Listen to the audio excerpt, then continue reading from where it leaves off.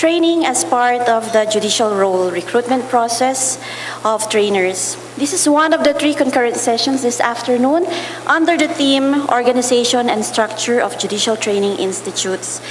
This session will discuss the various aspects of training as part of the judicial role, especially the recruitment of trainers. But before we begin with the session proper, let me just make some reminders and discuss a few house rules.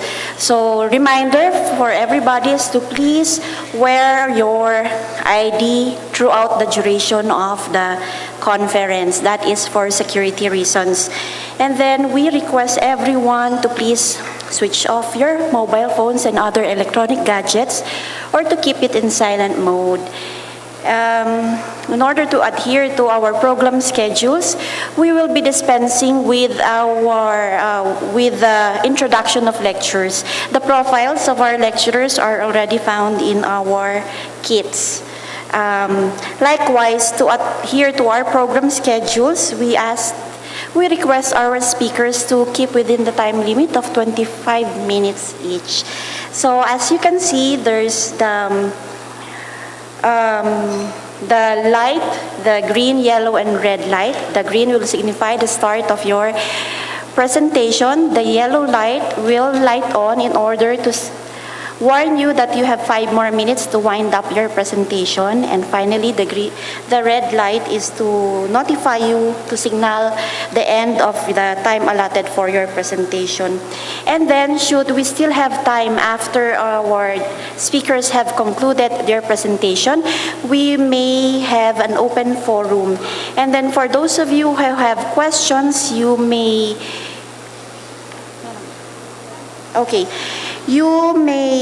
either write down your questions and please put the speaker to whom your question is addressed. But we also have some speakers which may be, some microphones which may be found in the later, which will be provided later. So you can come here, ask your questions, and have another follow-up question to our speaker. So, to deliver the presentation on equality of opportunities in the recruitment of the judiciary, we have, ladies and gentlemen, the Honorable Tanya Jeffzouk, Judge, International Department, French National School for the Judiciary, ENM, France. Likewise, as stated earlier, we will be dispensing with further introduction of the speakers, so you may also dispense with the salutations and acknowledgement. So the floor is yours.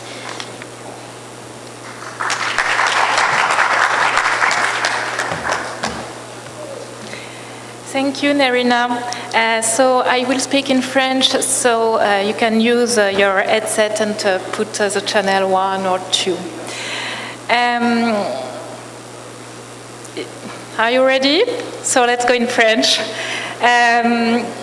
Je suis très heureuse d'être parmi vous aujourd'hui pour vous parler d'un thème qui m'est particulièrement cher, qui est celui de l'égalité des chances dans le recrutement.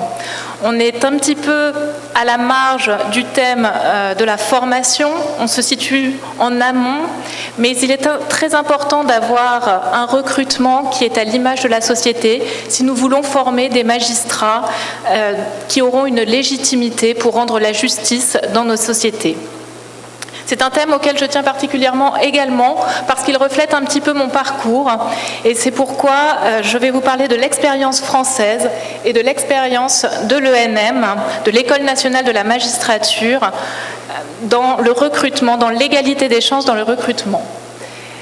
L'objectif, c'est de vous montrer que quand on a une politique d'ouverture de la magistrature, cela permet d'assurer la représentativité de la société dans le recrutement. En France, les origines et les profils des magistrats sont très diversifiés. Les magistrats ne sont pas élus, mais ils sont sélectionnés sur dossier ou à l'issue d'un concours. Pour la société française, il est très important que le corps des magistrats soit à l'image de cette société. Je ne sais pas si l'ENM est arrivé à assurer cette représentativité de la société française au sein du corps de la magistrature, mais en tout cas, elle s'y emploie et y travaille depuis plusieurs années. Je vais vous donner quelques chiffres. pour vous montrer le profil des auditeurs de justice, des élèves magistrats que nous avons cette année en 2017. Nous avons recruté 342 auditeurs de justice, 252 femmes et 90 hommes. Donc on a une représentation de 74% de femmes. C'est plus que ce qu'il existe dans la société française, mais je ne pense pas que ce soit une difficulté, ou en tout cas pour moi ce n'est pas un problème. L'âge moyen est de 22 à 43 ans, avec une moyenne d'âge de 28 ans. 55% des auditeurs de justice bénéficiaient d'une expérience professionnelle antérieure et 97,8% avaient déjà exercé soit une activité professionnelle, soit avaient effectué un stage, la plupart du temps dans le milieu juridictionnel. Les auditeurs de justice viennent d'horizons différents et alors ce slide n'est peut-être pas très lisible, mais ce que je voulais vous montrer, c'est que l'origine socio-professionnelle des parents des futurs magistrats est de plus en plus diversifiée. Nous avons ici 28 catégories socio-professionnelles représentées. Nous voyons que les professions libérales, c'est le premier item, est plus représenté. Ensuite viennent les cadres administratifs et les enfants d'ingénieurs ou d'enseignants, de professeurs. Mais les profils se diversifient de plus en plus, puisque nous avons aussi dans la magistrature des enfants d'ouvriers, d'artisans, de policiers et même d'agriculteurs. Donc si nous arrivons à avoir des profils assez variés, la plupart des magistrats qui sont recrutés ont quand même un niveau d'études élevé. Ils ont un Master 2 pour la plupart ou un équivalent. Mais pour en revenir à notre sujet sur l'égalité des chances dans le recrutement, je voulais vous dire que si l'ENM est parvenu à diversifier le profil des magistrats, c'est grâce aux modes de recrutement en eux-mêmes. Le premier mode de recrutement qui est basé sur la méritocratie, c'est le système de sélection sur concours ou sur dossier. Et pour diversifier encore un peu plus le profil des magistrats, l'ENM a mis en place quelques dispositifs innovants que je vous présenterai tout à l'heure. Le premier garant de l'égalité des chances et de la démocratisation de la magistrature, c'est le recrutement par le concours. En France, nous avons 3 concours d'accès qui permettent d'accéder à la magistrature. Le premier concours est réservé aux étudiants. Il faut avoir un diplôme équivalent à un master au moins 1 et avoir moins de 31 ans. Le deuxième concours est réservé aux fonctionnaires. Là encore, il y a une condition d'âge.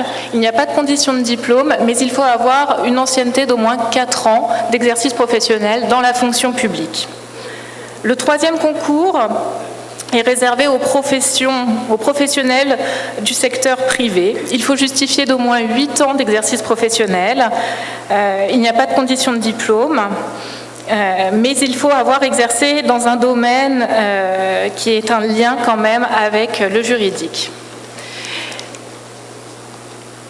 Pour chaque catégorie, premier concours, deuxième concours ou troisième concours, les épreuves sont difficiles.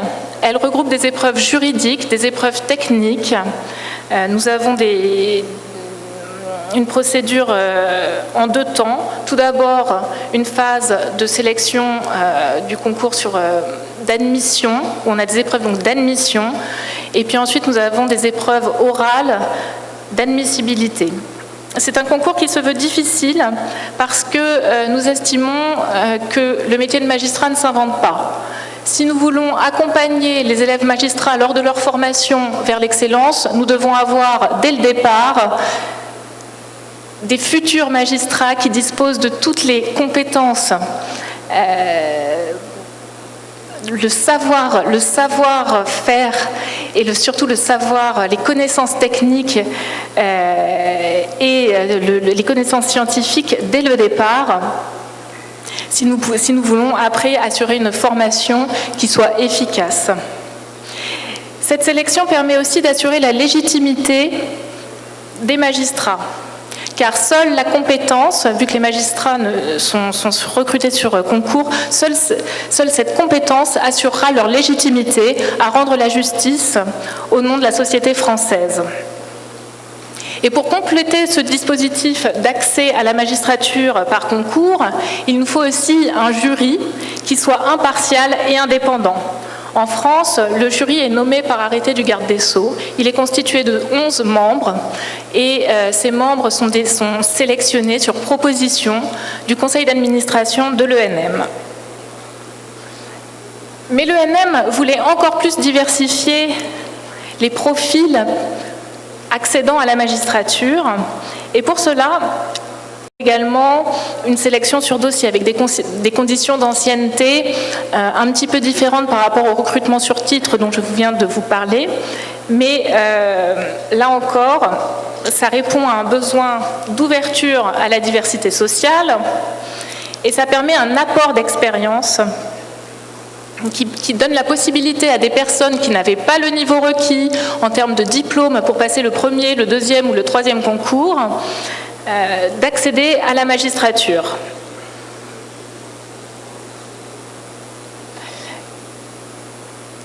Là, vous voyez que ce qui est en jaune plus clair, c'est le recrutement des magistrats par concours. Et le recrutement sur dossier correspond au 73. Donc la marge, c'est ce dont je vous parlais tout à l'heure, est de à peu près 20% des recrutements.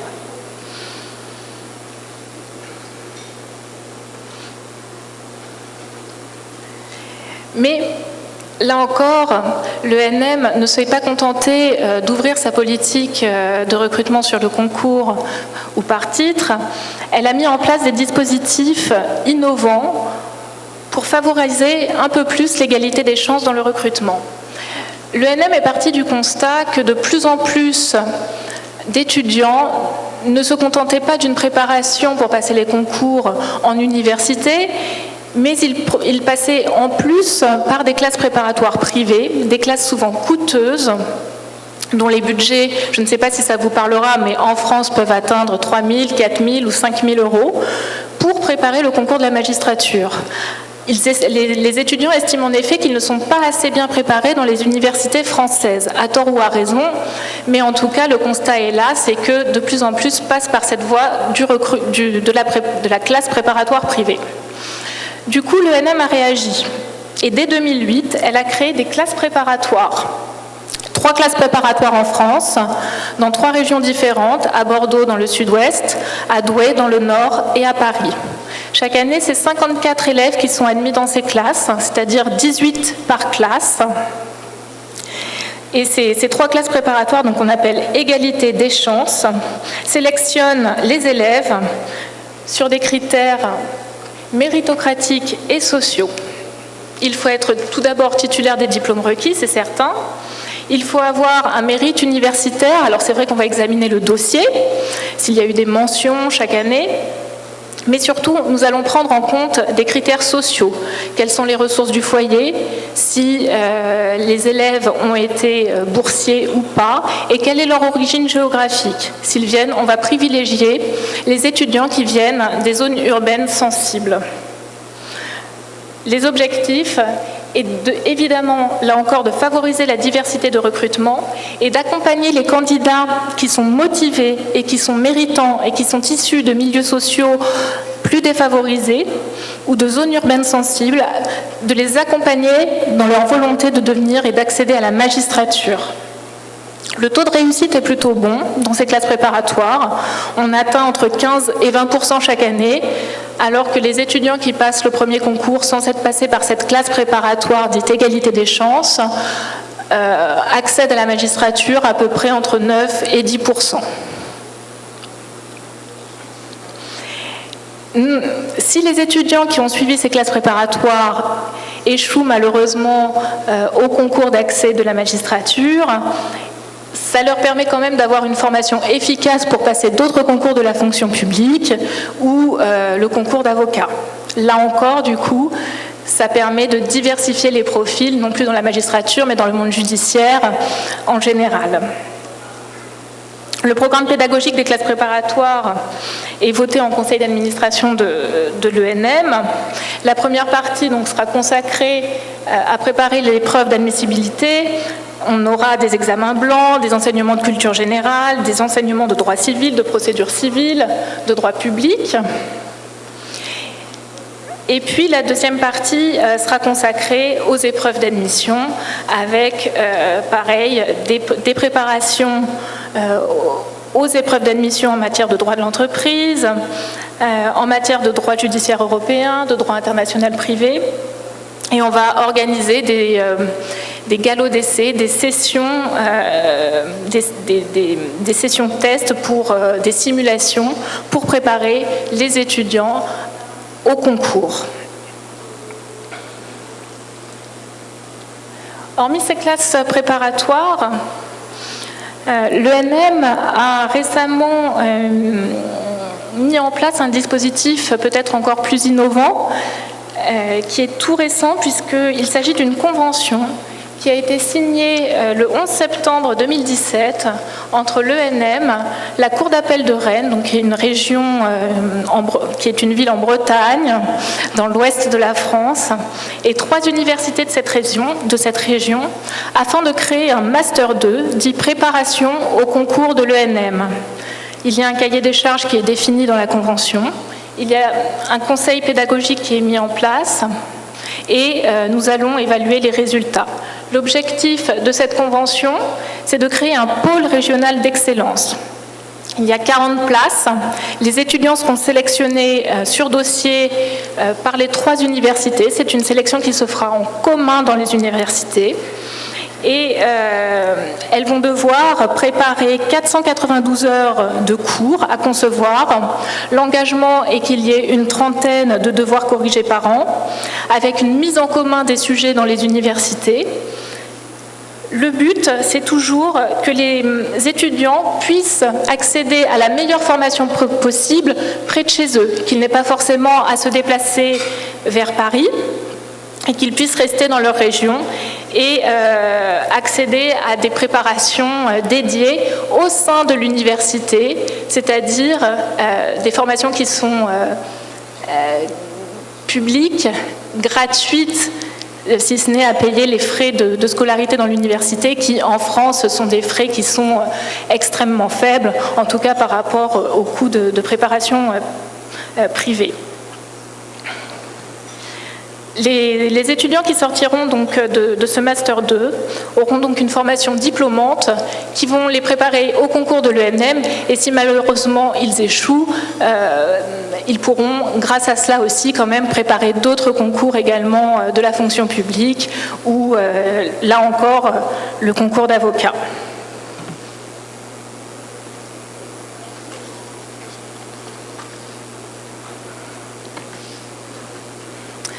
Je vous remercie.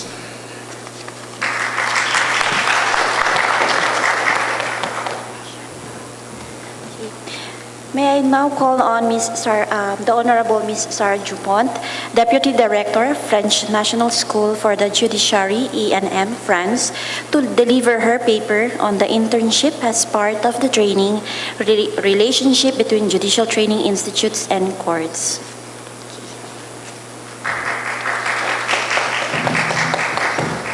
Thank you, Nerina, for this introduction.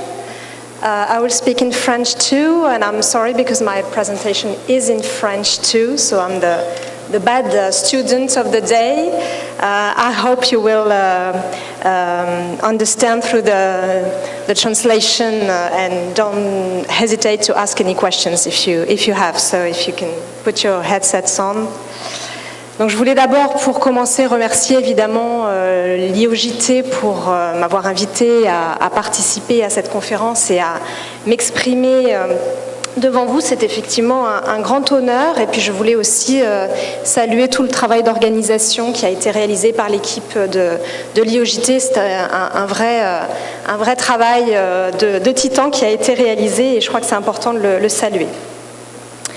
Alors ce matin, à l'occasion de la présentation des principes communs de la formation judiciaire, j'ai, à titre personnel, été particulièrement attentive au principe numéro 10 que nous avons évoqué ensemble et qui souligne, à très juste titre à mon sens, la nécessité, lorsqu'on réfléchit à la formation en matière judiciaire, de prévoir un volet pratique à cette formation, fondée sur des méthodes d'apprentissage modernes et mises à jour perpétuellement. C'est ce qu'on appelle en français l'apprentissage sur le tas, ce qui se traduit en anglais par le fameux learning on the job ou learning by doing. En tout cas, c'est le choix que nous, à l'École nationale de la magistrature en France, nous avons fait. Et nous l'avons fait extrêmement tôt, puisque dès la création de l'ENM en 1958, ce système de formation en alternance a été développé. C'est-à-dire que depuis des décennies, les jeunes magistrats français sont formés à la fois par une période d'études à l'école, donc qui se situe à Bordeaux, et aussi par une période de stage.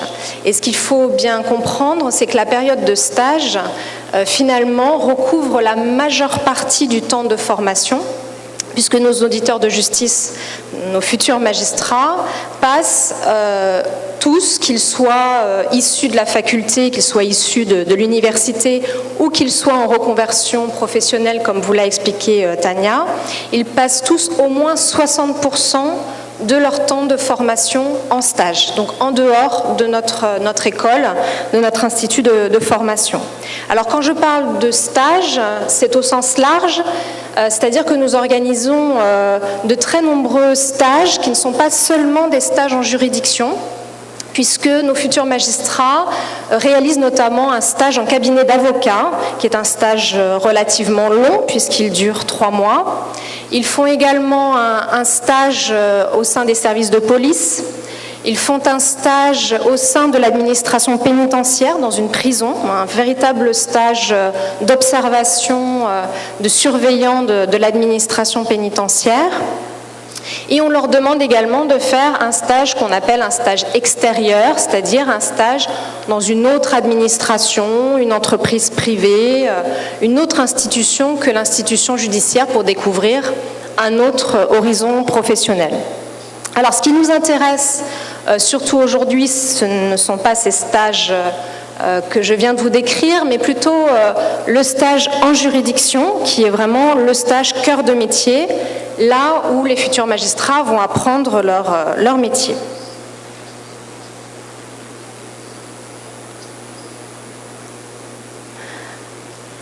Alors, je voulais commencer par récapituler un petit peu les avantages de cette formation en alternance, donc entre formation en institut et formation en stage. Le premier de ces avantages, c'est finalement d'allier des apprentissages à la fois en milieu protégé et aussi en milieu réel.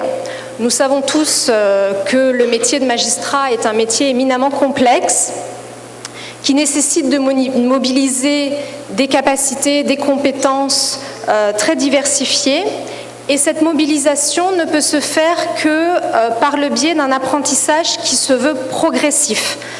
D'abord dans un milieu un petit peu protégé, qui peut être celui d'une école, d'un institut, où les futurs magistrats vont apprendre de manière très douce leur futur métier, ce qui leur permet de faire des erreurs sans que ça ait des conséquences trop graves. Et puis dans un deuxième temps, apprendre en milieu réel, donc dans un contexte professionnel tel que celui qu'ils connaîtront lorsqu'ils seront en poste en tant que magistrats. Et ce milieu réel, évidemment, c'est celui du stage. Ce qui est important à mon sens, c'est que ces deux périodes d'apprentissage à l'école et en stage ne soient pas des périodes qui soient purement superposées, qui se fassent suite sans aucun lien entre elles. Ce qui est intéressant, c'est qu'il y ait des allers-retours entre la période de formation à l'école et les périodes de stage. Nos auditeurs de justice, nos futurs magistrats, ils viennent à l'école à Bordeaux, ensuite ils partent en stage, puis ils reviennent à l'école à Bordeaux, puis ils repartent en stage, ce qui permet de s'enrichir mutuellement de ces différentes périodes, et ça leur permet d'être à la fois acteurs de leur formation, d'avoir des périodes où ils sont en action et d'avoir des périodes où ils sont en réflexion, qui sont les périodes où ils sont à l'école. Donc notre programme pédagogique de formation des futurs magistrats, qui dure 31 mois, est vraiment conçu sur ce fondement-là, dans une articulation entre ces deux types d'apprentissage. Deuxième avantage de la pédagogie en alternance, c'est de permettre aux stagiaires de profiter de la variété des situations. La vie professionnelle d'un magistrat est d'une richesse infinie. Chaque situation, chaque affaire, chaque audience devient une situation d'apprentissage. Et les enseignements dans une école de formation, même s'ils sont fondés sur des expériences réelles et sur des dossiers, des véritables dossiers, restent malgré tout cantonnés à un scénario précis, alors qu'en juridiction, dans la vraie vie, évidemment, on va pouvoir développer à l'infini les situations d'apprentissage. Même si deux situations peuvent apparaître identiques au départ, on se rend compte que, évidemment, deux affaires, deux audiences ne seront jamais exactement identiques et qu'il y aura toujours des nouveautés et donc toujours des situations nouvelles à apprendre. Dernier avantage de l'apprentissage en stage, c'est qu'il permet de traiter le futur magistrat comme un individu. Dans une école de formation, même si on essaye d'individualiser au maximum la formation, forcément on va avoir en face de soi, l'enseignant va avoir en face de soi un groupe, et il va falloir qu'il gère le groupe pour lui permettre d'avancer et d'apprendre le plus possible. En stage, il y a un maître de stage, un stagiaire, donc forcément la pédagogie va être beaucoup plus individualisée.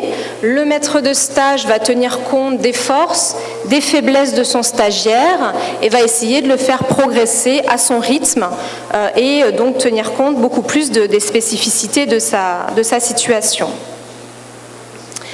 Tous ces avantages que j'ai listés, évidemment, ne peuvent s'exprimer que si le stage en juridiction est un stage de plein exercice. Si c'est un stage d'observation, évidemment, on sera un petit peu en deçà de ses objectifs. Il faut absolument que le stagiaire puisse faire lui-même, se mettre à la place du magistrat, évidemment toujours sous le contrôle d'un magistrat professionnel, mais c'est véritablement en faisant qu'on apprend. Donc il est vraiment très important dans le programme pédagogique de prévoir un statut spécifique pour le stagiaire qui lui permette justement d'être en action, d'agir et de traiter les dossiers comme s'il était un futur magistrat, même s'il ne signe pas forcément les décisions au final, au moins tenir les audiences et se mettre en situation de faire. Donc ça implique pour les instituts une certaine réflexion sur le statut du stagiaire. Est-ce qu'il va prêter serment? À quel régime de confidentialité, de secret il est soumis? Donc c'est toute une réflexion qu'il faut avoir avant d'envoyer le stagiaire en juridiction. Alors, la situation de stage n'a pas que des avantages, elle a aussi quelques inconvénients, ou en tout cas des risques qu'il faut bien envisager et essayer d'anticiper. D'abord, le stage peut être une situation un petit peu inconfortable pour le stagiaire.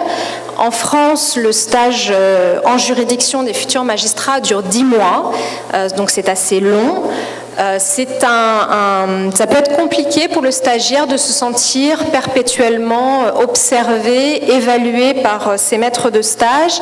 Il peut avoir du mal à trouver sa place et ressentir aussi un certain manque de liberté lié au fait qu'il est toujours accompagné par un tuteur ou un maître de stage.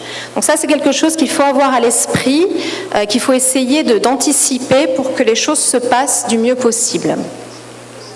Deuxième inconvénient, entre guillemets, de la situation de stage, on en a déjà parlé à plusieurs reprises depuis le début de la journée, c'est qu'accueillir un stagiaire pour un magistrat, ça prend du temps. Ça prend du temps, ça prend de l'énergie. On est déjà très chargé par son activité professionnelle. Accueillir un stagiaire, lui expliquer comment ça marche, lui confier des dossiers, débriefer avec lui les audiences, ça prend du temps et ça peut parfois être compliqué à gérer pour les collègues en juridiction. Ça nécessite une grande disponibilité. Et dernier inconvénient, dernier risque à anticiper, c'est le fait qu'entre ce qui a été appris à l'école et ce qui est vécu en stage, il peut parfois y avoir un décalage dans le ressenti des stagiaires qui vont avoir l'impression que ce qu'ils voient en juridiction ne correspond pas forcément à ce qu'ils ont appris à l'école.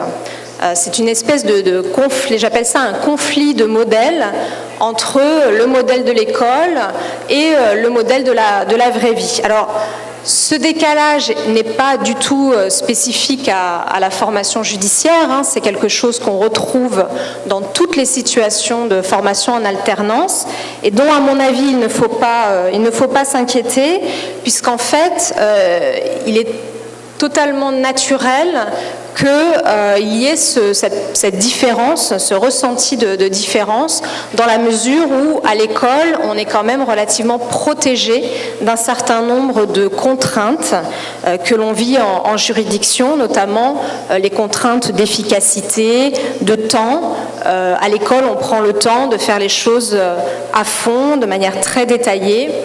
En stage, en juridiction, on va apprendre à faire plus vite, ne serait-ce que pour traiter la masse des affaires à laquelle on est confronté.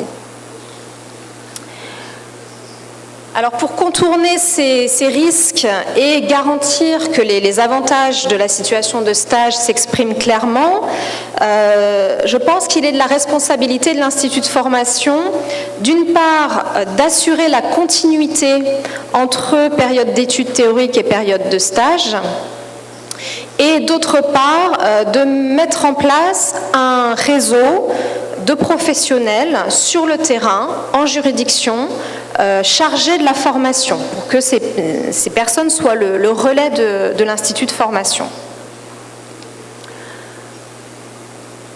Alors, premier objectif pour l'Institut, assurer la continuité entre formation à l'Institut et formation en stage. Alors, comme je le disais tout à l'heure, il est important que les deux périodes ne soient pas des périodes superposées et qu'il y ait une cohérence pédagogique entre la période d'études et la période de stage. Je pense également qu'il est important que les maîtres de stage sachent d'où viennent leurs stagiaires avant de les recevoir et ce qu'ils ont appris à l'école avant de venir en juridiction. Il est également très important que les apprentissages du stagiaire continuent à être suivis. As training facilitators for peer consultation groups, leadership, and the unique nature of judicial expertise and know-how, may I call on Honorable Daphna Blattman Kedrai, Appellate Judge, Central District Court of Israel.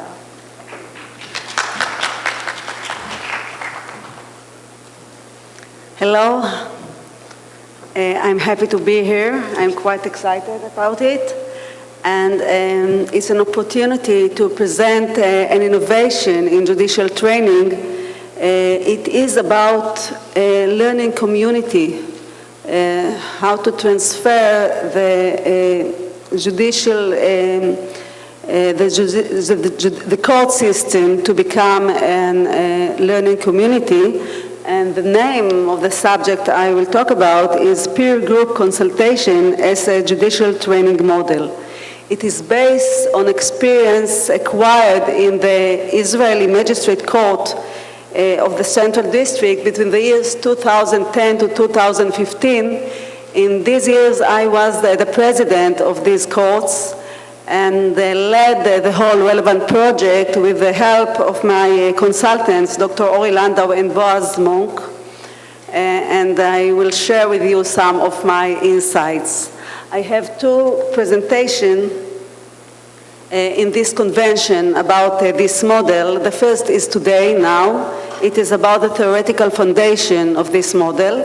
And tomorrow at session 9, I will talk about some more practical aspects of this model in the local level. Yes. Peer group consultation is a learning method whereby a group of judges at a particular place of work or particular field meet together on a regular basis in order to have an open dialogue about their work. It may involve analysis of work experiences and case studies, and also joint examination of issues related to work, such as practices, procedures, and standards, and also more sensitive issues like collegiality, rules of conduct, and mutual assistance. Our argument is that judicial knowledge has a special character, and that peer group consultation, I will call it PGC, is the most suitable method for the development and dissemination of this kind of knowledge. In the Israeli experience, we had some outcome. It showed, it was a 5 years experience, and it showed that the method helps judges, newly appointed as much as the senior judges, to identify personal deficiencies and improve. It also exposes them to various problem-solving methods and help them to adapt and implement the correct one, the right one, to the subsequent cases. And many judges and their managers reported about improvements. We felt an improvement in judicial skills. Judges became better listeners, and they also became much more proactive. They could control the cases, the trials, the hearing in much better ways. We felt general improvement in judicial conduct. It was about joint responsibility to all court tasks and challenges. It was also even about hours of times of arrival and departure from court and timetable to write decisions.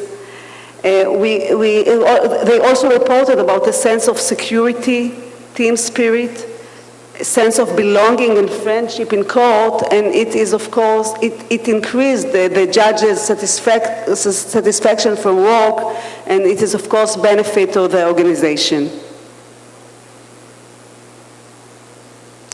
I will try to explain the theoretical basis in 5 stages or 5 points. It is all written here. First, I will say a few words, perhaps more about what is so special about judicial knowledge, and then I will talk about the process of reflective, and then the advantages of group learning, the principles of learning in the field, on the job, on site, community-based, group-based learning, and then about the organizational and the community element. After that, I will say some words about training PGC facilitators, because the PGC groups are facilitator groups, and we must train the facilitators.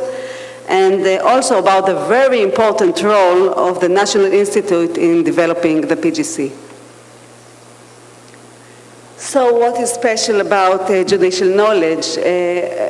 Probably all of you know much about judicial knowledge.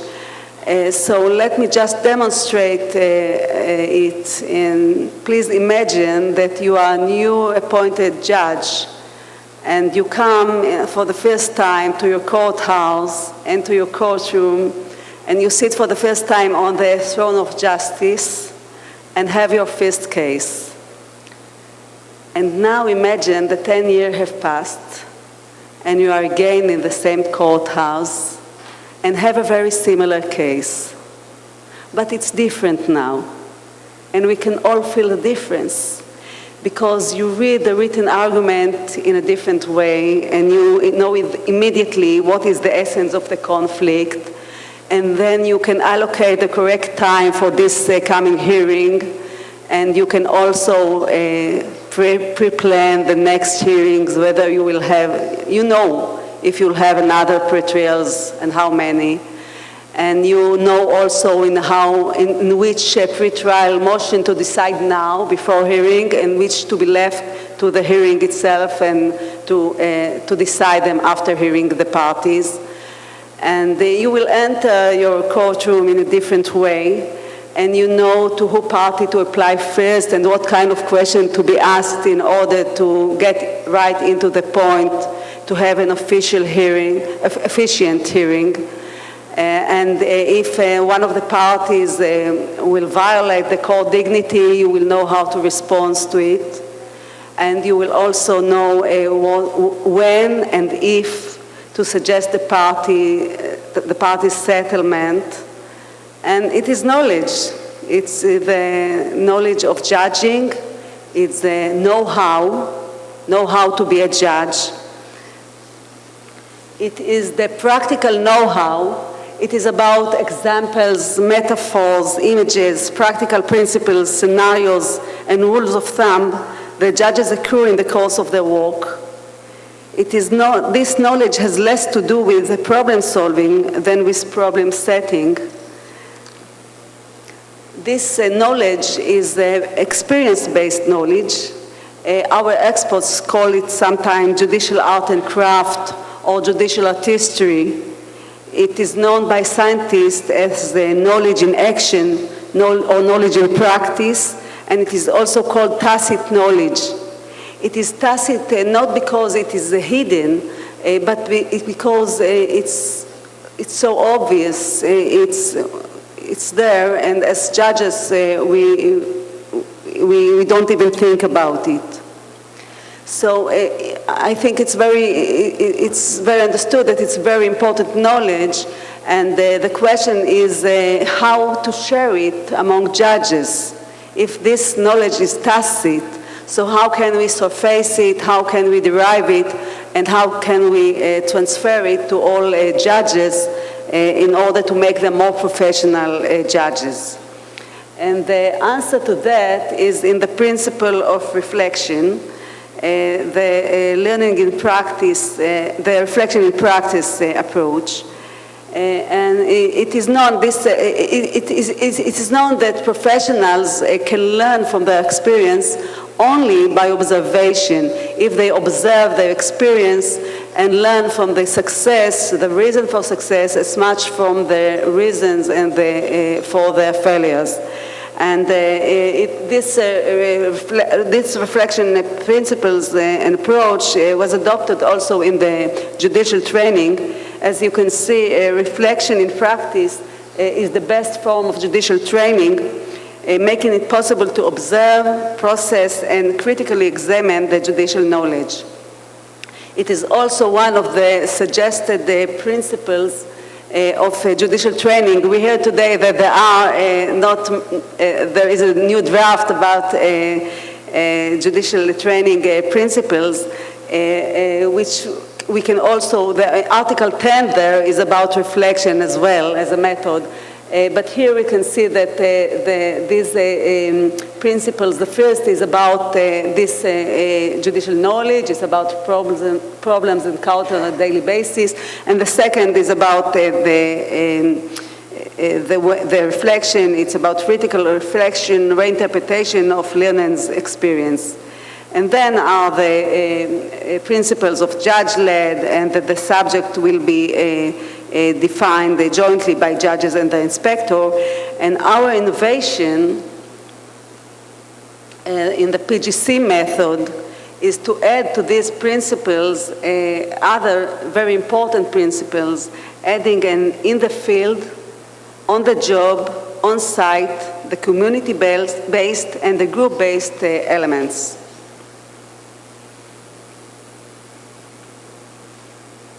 Although individual learning is a key part of learning, studies show that learning in small groups made it significantly more effective.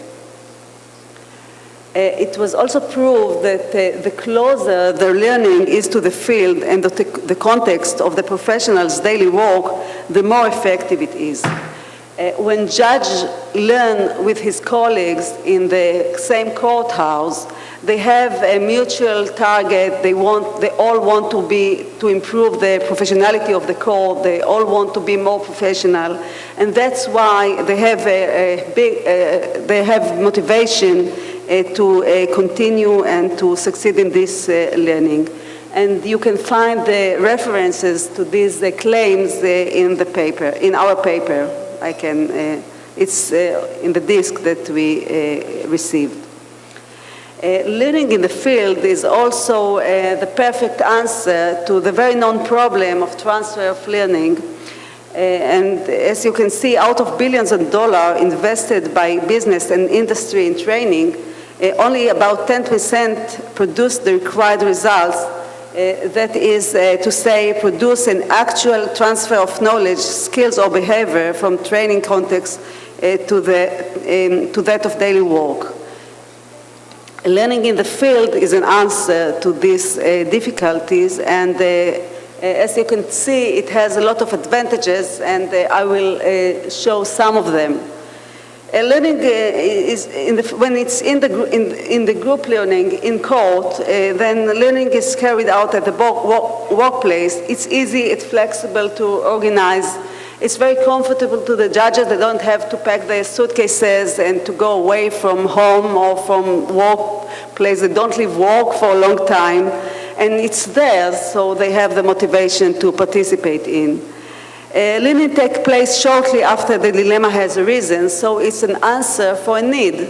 Of course, it is relevant. Learning is relevant, it's current and timely in relation to the encountered difficulties. Of course, it's much more relevant than the courses that are in the main institute, the Central Institute, because they are pre-planned 1 year or 2 years ahead in the syllabus, and it is for the whole judges through all the countries. But when I learn in my court about my environment problems and dilemmas, it will always be much more relevant and interesting and relevant to my needs. A learning group can be very flexible about its learning agenda. Of course, I can change it according to my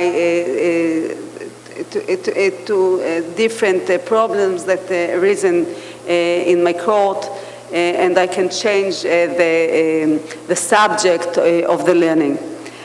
Judges can immediately transfer the learning insights from the group context to daily work. I think no need to explain that. If I learn in my court and I have my group of judges from this court that learns together once in 2 weeks or once in a month, then the day after they can implement what they just learned the day before, and they can have their feedback and learn from it again by their experience.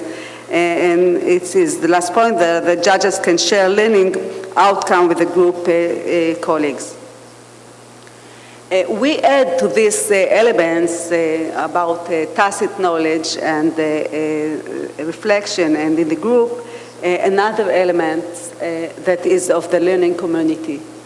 We claim that it is not enough to deal with tacit knowledge or to incorporate reflection in action process.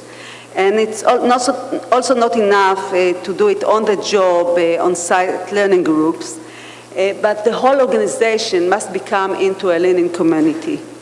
And the learning must be part of the lifestyle and the working life of judges. To have, in that way, they will always tend to improve themselves and be always more professional. In order to become a learning community, the learning must be an organizational value and supported by a range of organizational mechanisms and led by the organization's leadership. I remind you that today we saw on the draft also suggestion about the leadership that should support this learning and training.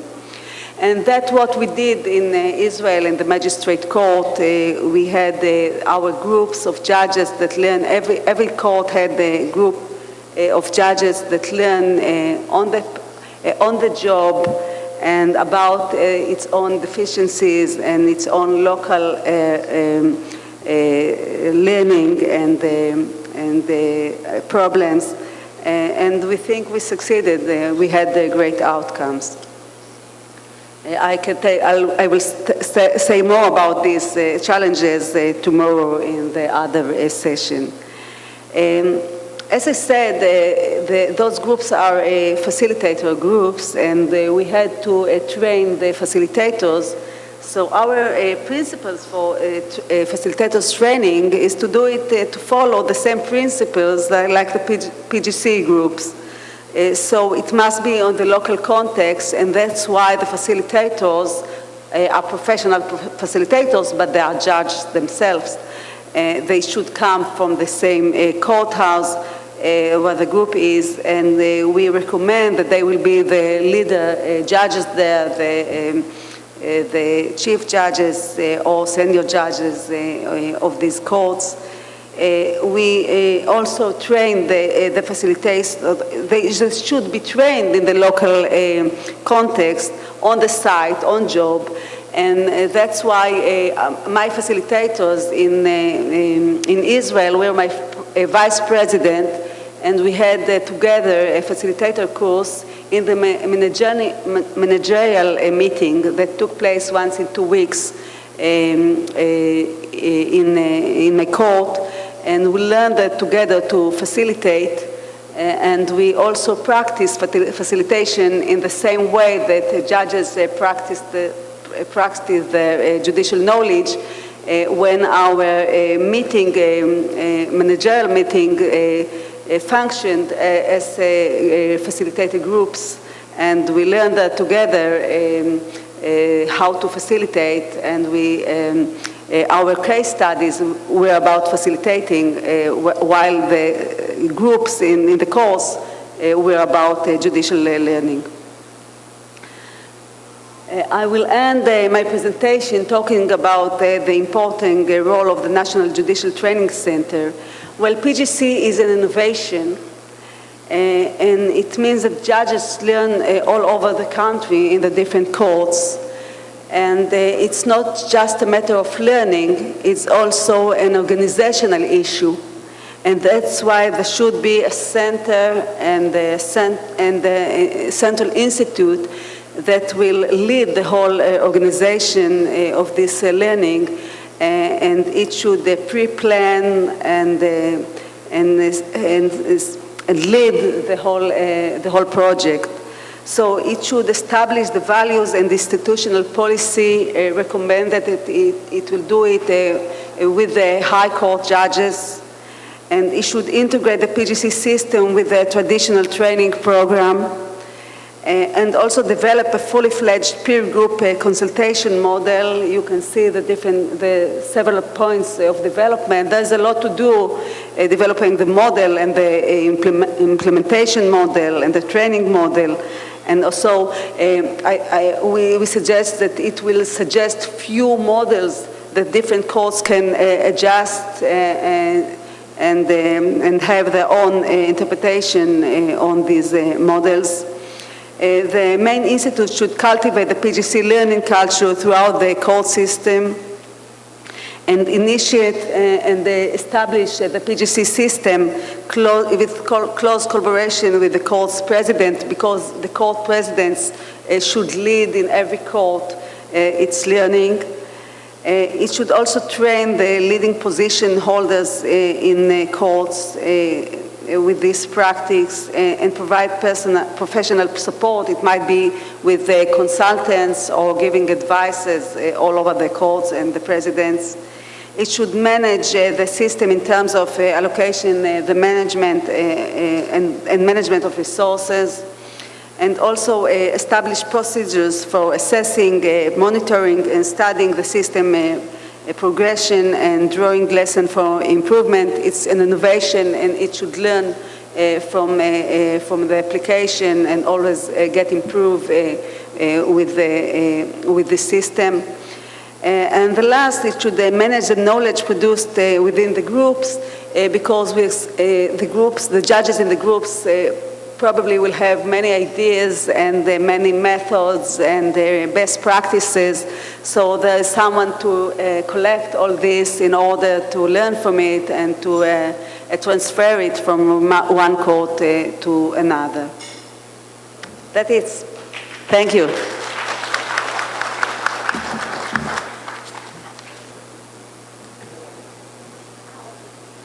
So, thank you very much. I think we are now open to entertain questions. So, yes, there's a lady at the back. Okay.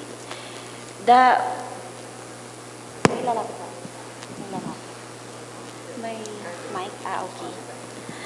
The microphone will be brought to you, so all you have to do is to just Yes, raise your hand. Good afternoon, everyone. Good afternoon. I'm Justice Mindara Grulia from the Philippines. I would like to preface my question, and I hope I pronounce this correctly. Merci beaucoup. We're looking at 4 gorgeous ladies on the stage. My question is, based on the lecture given on the recruitment process of the judiciary, did I understand correctly that even a non-lawyer can become a judge so long as he or she satisfies the judicial requirements?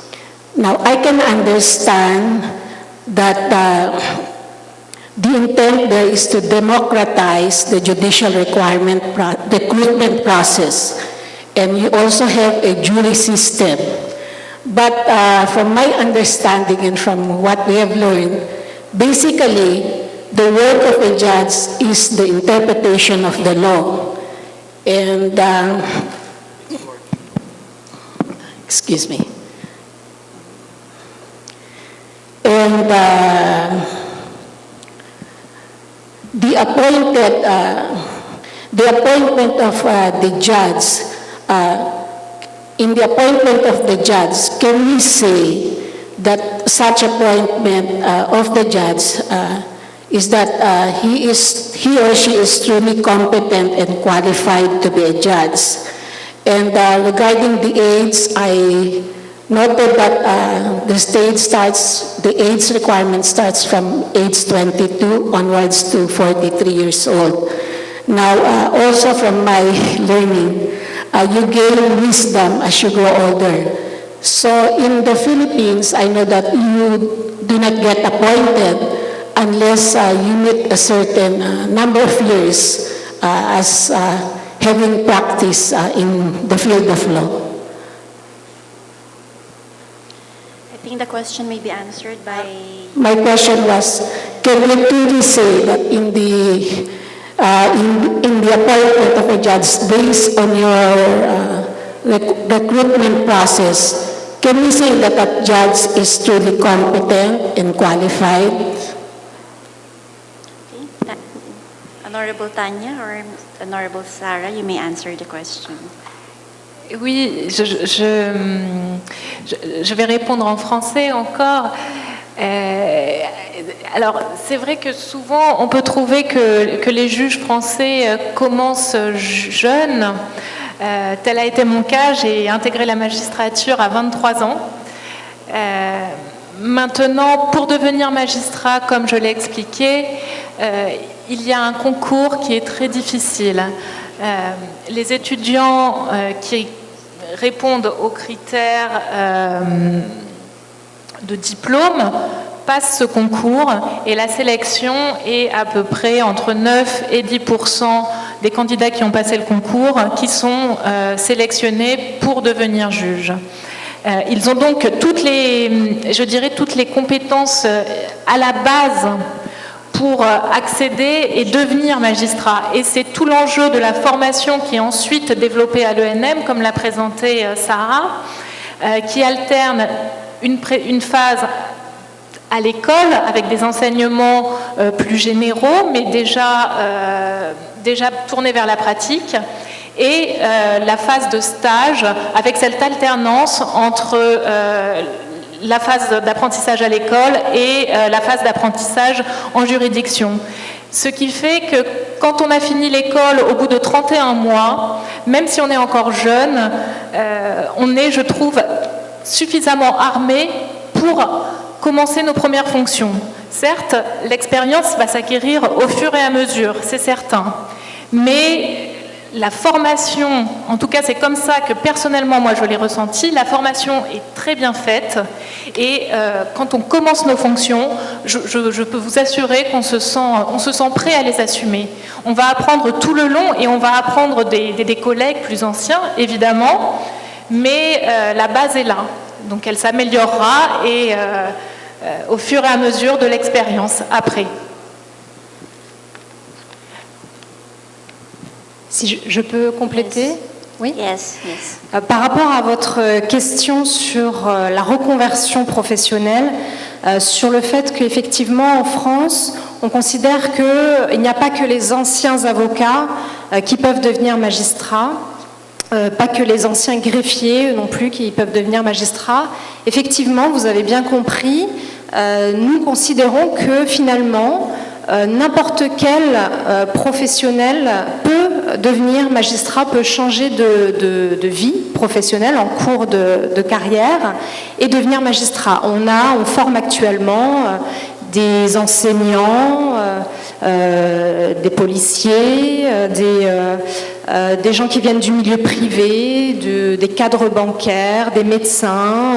Voilà, effectivement, nous avons fait ce choix-là parce que nous considérons que c'est un enrichissement pour la magistrature que d'avoir des gens qui viennent d'horizons différents. Et que ce n'est pas parce qu'on a été avocat que forcément on deviendra un bon magistrat. Certes, l'avocat a peut-être plus de facilité parce qu'il a des connaissances juridiques, mais être magistrat, ce n'est pas que avoir des connaissances juridiques, c'est aussi avoir un savoir-faire, un savoir-être, de relations avec les gens, avec les justiciables.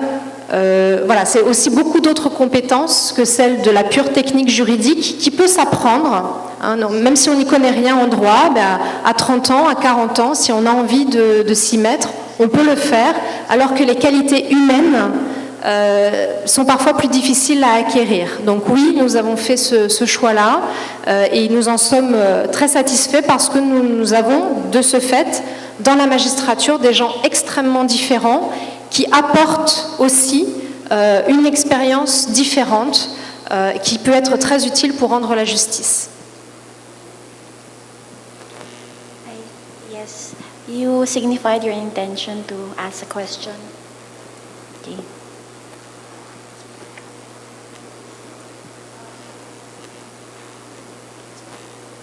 Hi, good afternoon. I'm Jad Surek from the Philippines, and I would like to address my question to Ms. Sarah DuPont.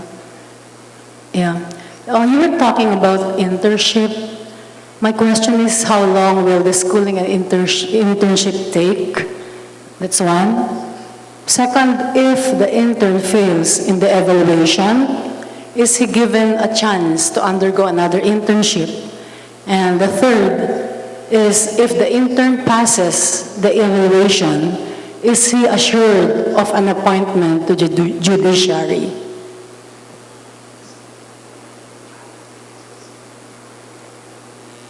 Alors, le stage en juridiction des futurs magistrats dure 10 mois, d'un seul bloc, après la période d'études à l'école.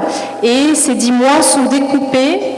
Le futur magistrat passe dans toutes les fonctions, donc il va passer 6 semaines au parquet, 4 semaines avec un juge des enfants, 4 semaines avec un juge d'instruction, 3 semaines avec un juge aux affaires familiales, etc., etc., etc.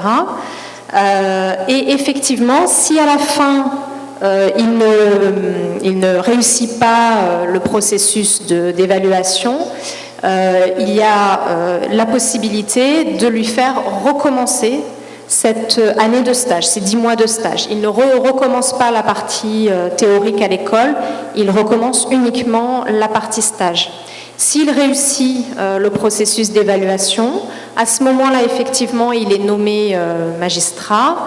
Il choisit son premier poste en fonction de son rang de classement. Il y a un examen à la fin avec un rang de classement. Et en fonction de ce rang de classement, le jeune magistrat choisit son premier poste et ensuite commence une dernière période de formation qui est une période de spécialisation en fonction du premier poste qui est également une partie de spécialisation à l'école à Bordeaux et en partie en stage. 1 mois à l'école à Bordeaux et à peu près 4 mois en stage en juridiction sur la fonction choisie.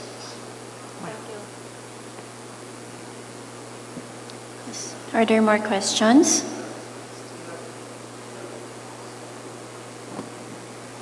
Okay, if there are none, okay. Okay, so thank you very much to our speakers. Thank you for imparting your knowledge and insight on those informations. Your presentation were all very informative and interesting. So thank you again to our speakers, Your Honors, Sarah, Daphne, and Tanya. Thank you very much. So that ends our session. We hope to see you tonight at the cultural dinner. Cultural night. Hope to see you there tonight at 7 o'clock. Okay. There will be some more announcements. Okay. Please wait. There will be more announcements. Okay, thank you, Judge. I'll detain you for a few minutes. I'm David from PhilJA. This is regarding our sessions in Tagaytay. The assembly time will be from 7 to 8 in the morning. To know your bus number, please refer to the lower portion green sticker of your name badge. It is indicated there, the number of your bus. So for bus number 1, the assembly area is main lobby right side. For bus number 2, also main lobby right side. For bus number 3 and 4, main lobby extreme left side. Please note that organized boarding is at 8 a.m. sharp or earlier if the group is already complete. The boarding areas are as follows. Bus number 1, main lobby entrance. Bus number 2, also main lobby entrance. Bus numbers 3 and 4, 5th Avenue entrance. Buses will depart from the Tagaytay strictly at 8:15 in the morning. For those with companions, you are responsible in informing them of the travel to Tagaytay about the assembly details. Please note, upon arrival at Taal Vista Hotel, all participants will have a photo session at the hotel's viewing deck area. Lunch and the cultural show will be from 11 o'clock in the morning to 12:30 noon. Delegates and companions shall proceed to their respective bus assignments, which shall depart for the training center of the Philippine Judicial Academy. The travel to PhilJA Training Center is from 12:30 noon to 1 o'clock in the afternoon. Please advise your companions, if you have any, that upon reaching the training center, they have to approach Attorney Reyna or Miss Joanne for information about their afternoon activities. The sessions in Tagaytay will end at 4 o'clock p.m. You will board the same bus that brought you to Tagaytay back to Manila. Travel to Shangri-La at the fort will be from 4 p.m. to 6 p.m. Drop-off point will be at Shangri-La. Tuesday will be your free night, so no dinner will be provided for Tuesday. And for the interpretation gadgets, please leave them at on your table. Thank you. That ends the session. See you all tomorrow.